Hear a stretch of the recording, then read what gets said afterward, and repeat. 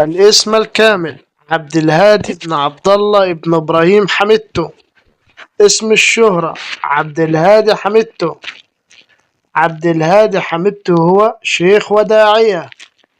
تاريخ الميلاد: 1943 ميلادي. عمر الشيخ عبد الهادي حمدتو في عام 2026 هو 83 سنة. الجنسية: يحمل الجنسية المغربية. الديانة: الإسلام. الحالة الاجتماعية: متزوج. تاريخ وفاة الشيخ والداعية المغربي عبد الهادي حمدتو: اليوم الاثنين بتاريخ 9 مارس 2026 ميلادي، الموافق 19 رمضان 1447 هجري.